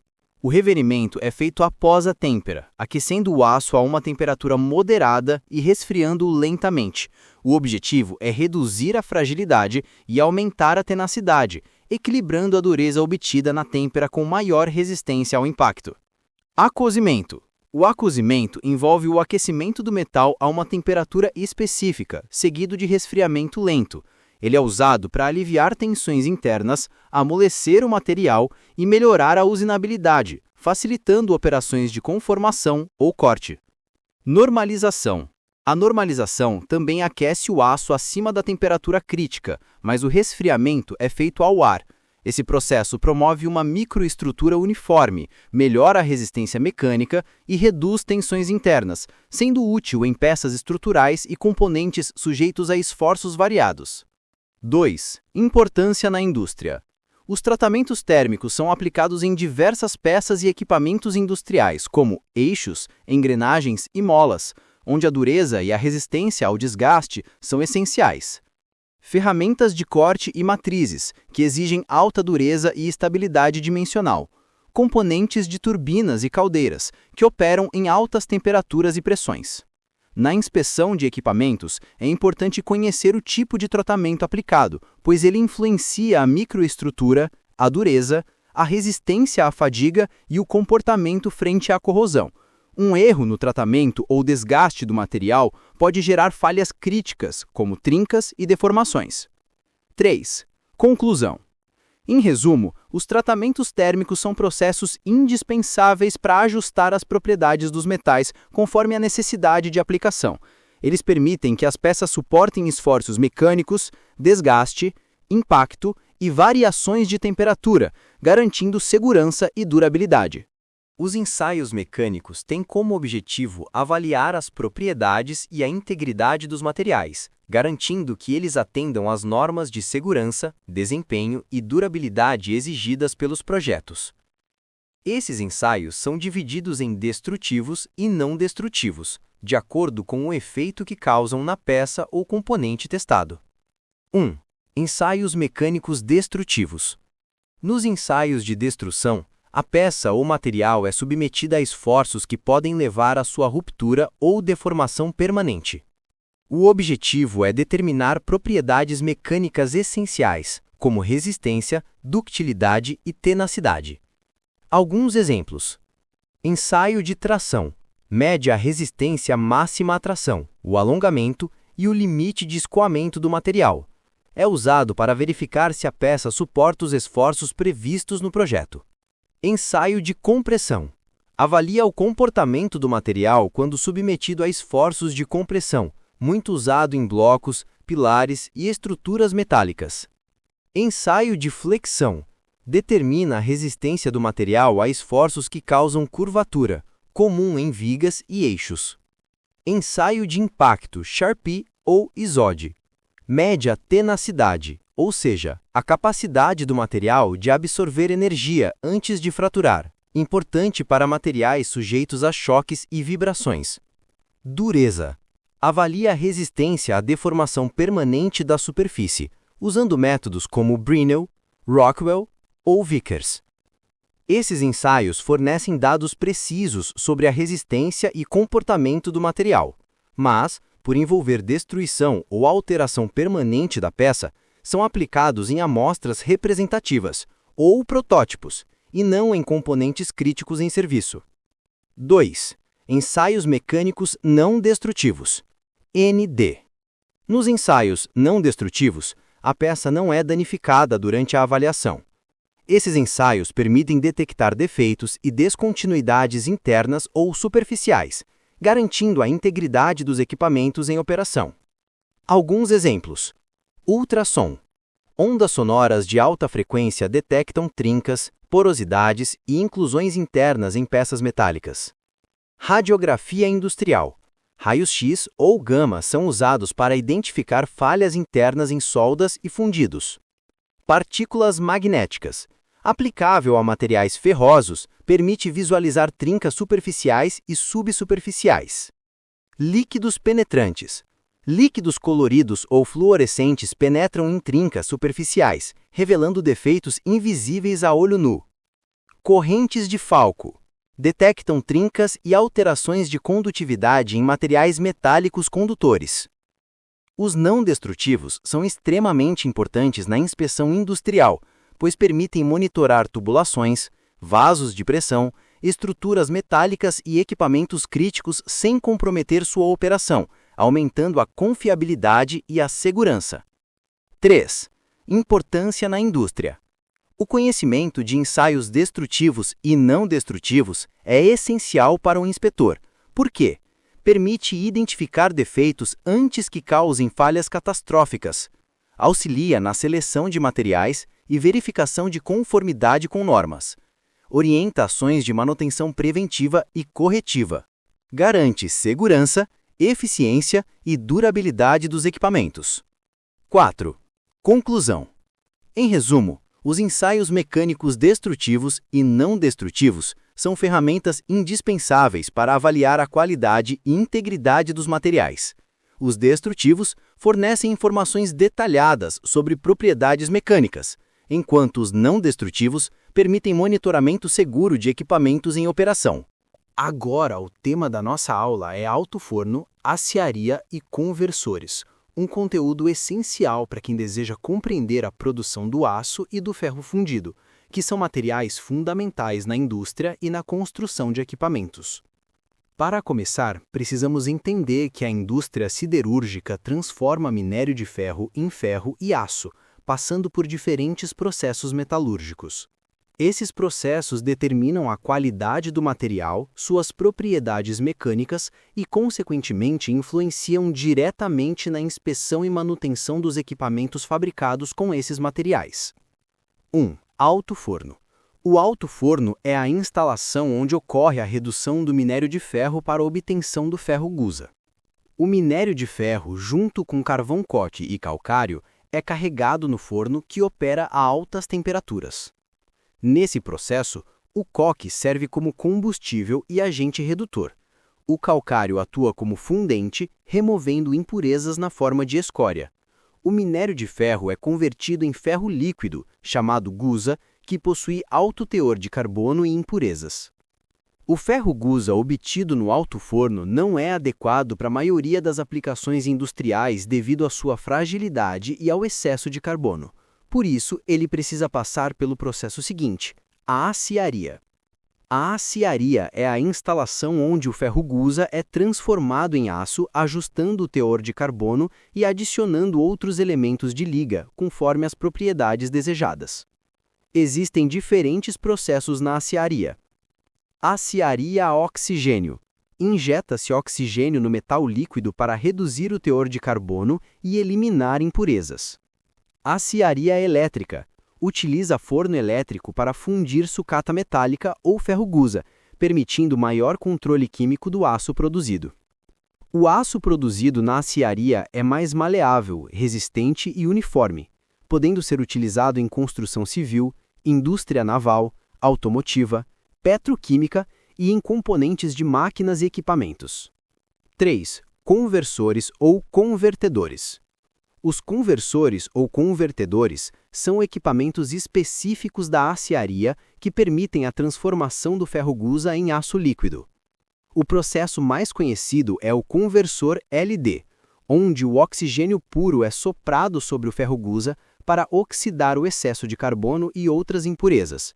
O controle preciso do oxigênio, da temperatura e da adição de ligas permite produzir diferentes tipos de aço, com propriedades específicas de resistência, ductilidade e dureza. 4. Importância na inspeção de equipamentos.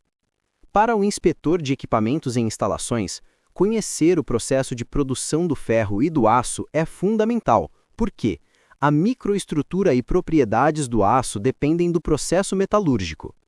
Defeitos originados na produção, como inclusões, porosidades ou segregações, podem afetar a resistência e durabilidade das peças fabricadas. Permite compreender a seleção de materiais adequada para tubulações, vasos de pressão, estruturas metálicas e componentes mecânicos. 5. Conclusão. Em resumo, o alto forno produz o ferro gusa. A aciaria transforma o ferro gusa em aço com propriedades controladas. E os conversores ou convertedores são equipamentos-chave nesse processo de refinamento.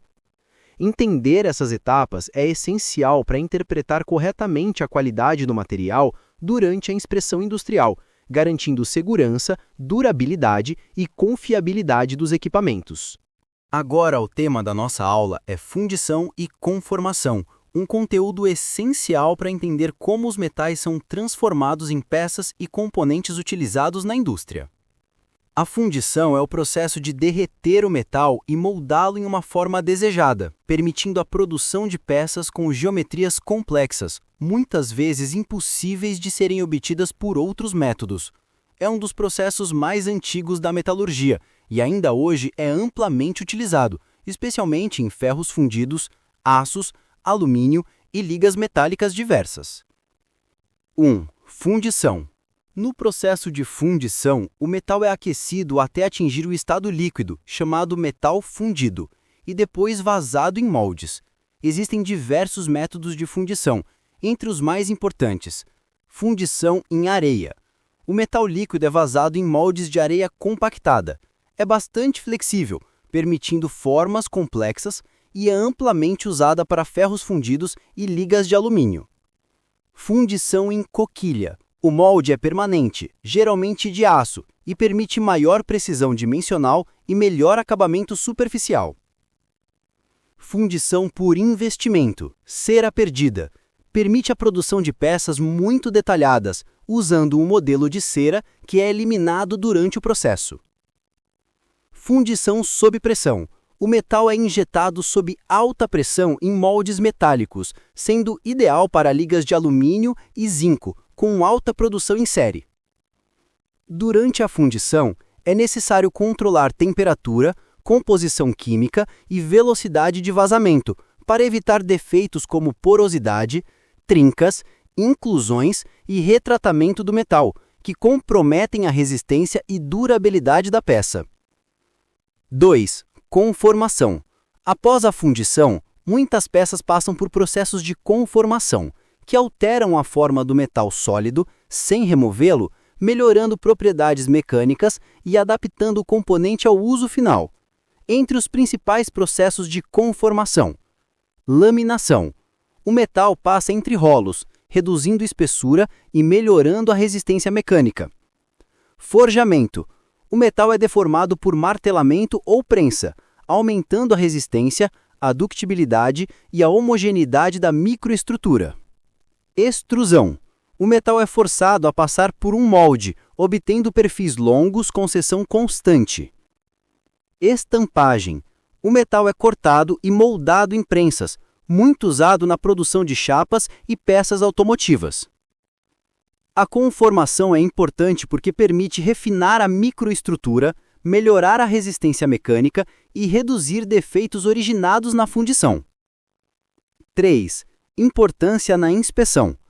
Para o inspetor de equipamentos e instalações, entender fundição e conformação é fundamental porque permite identificar defeitos típicos de cada processo, como porosidade, trincas ou inclusões, auxilia na avaliação da resistência e durabilidade das peças, facilita a seleção de métodos de ensaio adequados, tanto destrutivos quanto não destrutivos, para garantir a integridade do equipamento. 4. Conclusão. Em resumo, a fundição transforma o metal em formas complexas através do estado líquido, enquanto a conformação ajusta o metal sólido para obter propriedades mecânicas ideais e a geometria desejada. Agora, o tema da nossa aula é processos de usinagem, um conteúdo fundamental para quem atua na fabricação, manutenção e inspeção de peças metálicas, garantindo precisão e qualidade nos componentes industriais. Usinagem é o processo de remoção controlada de material de uma peça bruta para obter dimensões, tolerâncias e acabamentos desejados. Diferente da fundição ou da conformação, que moldam o material, a usinagem retira material, permitindo que peças complexas alcancem alta precisão dimensional. 1. Principais processos de usinagem. Existem diversos processos que podem ser divididos em usinagem convencional e usinagem especial. Usinagem convencional. Torneamento. A peça gira em torno de seu eixo enquanto a ferramenta de corte remove o material, formando superfícies cilíndricas ou cônicas. Fresamento. A ferramenta gira enquanto a peça permanece fixa ou se move, permitindo superfícies planas, ranhuras e perfis complexos. Furação. Criação de furos circulares com brocas ou ferramentas rotativas. Retificação. Processo de acabamento usando rodas abrasivas, aumentando a precisão e o acabamento superficial. Serra e planeamento. Processos de corte e desbaste para remover excesso de material. Usinagem especial. Eletroerosão. Remove o material usando descargas elétricas controladas, ideal para materiais muito duros ou formas complexas. Fresamento CNC e torneamento CNC. Máquinas controladas por computador que permitem alta precisão e repetibilidade em produção em série. Laser e jato d'água. Métodos de corte avançados para metais e materiais especiais, garantindo mínimo desgaste e precisão elevada. 2. Parâmetros importantes. A qualidade da usinagem depende de vários fatores: velocidade de corte, avanço, profundidade de corte, tipo de ferramenta e lubrificação. O controle adequado desses parâmetros evita sobreaquecimento, deformações, vibrações e falhas dimensionais, garantindo peças com alta precisão e desempenho confiável. 3. Importância na inspeção. Para o inspetor de equipamentos, conhecer os processos de usinagem é essencial, porque permite identificar defeitos superficiais e dimensionais, como berrarbas, trincas, desgaste ou desvio de tolerâncias. Ajuda a determinar métodos de medição e aferição das peças usinadas. Contribui para avaliar a durabilidade e confiabilidade de componentes submetidos a esforço mecânico ou térmico. 4. Conclusão. Em resumo, os processos de usinagem são fundamentais para transformar peças brutas em componentes precisos, garantindo dimensões corretas, acabamento adequado e propriedades mecânicas desejadas. Dominar esses conceitos é essencial para qualquer profissional da área de inspeção e manutenção industrial. Agora, o tema da nossa aula é eletroquímica, um conteúdo essencial para compreender os processos que envolvem reações químicas com transferência de elétrons, fenômenos que impactam diretamente a durabilidade e a integridade de equipamentos industriais. A eletroquímica estuda as reações entre materiais e eletricidade, sendo aplicada principalmente em corrosão, proteção de metais, galvanoplastia, baterias e processos industriais de revestimento metálico. Para o inspetor, entender esses conceitos é fundamental para prevenir falhas e garantir a segurança das instalações. 1. Conceitos básicos. Oxidação. Perda de elétrons por um átomo, íon ou molécula. Exemplo: o ferro se oxida formando óxido de ferro. Redução. Ganho de elétrons por um átomo, íon ou molécula. Reações de oxirredução, redox. Processos em que ocorre simultaneamente oxidação e redução. Essas reações são a base da eletroquímica. 2. Células eletroquímicas. As células eletroquímicas transformam energia química em energia elétrica, ou vice-versa. Existem dois tipos principais: célula galvânica ou voltaica. Produz energia elétrica a partir de uma reação espontânea de oxirredução. Um exemplo clássico é a bateria de chumbo ácido usada em veículos. Célula eletrolítica.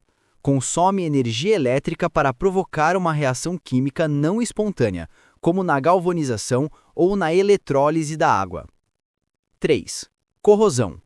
A corrosão é a degradação dos metais causada por reações eletroquímicas com o ambiente, geralmente envolvendo oxigênio e umidade. Para o inspetor, compreender a corrosão é essencial porque ela pode causar perda de espessura em tubulações e tanques, falhas estruturais em componentes críticos, vazamentos e acidentes em sistemas de pressão.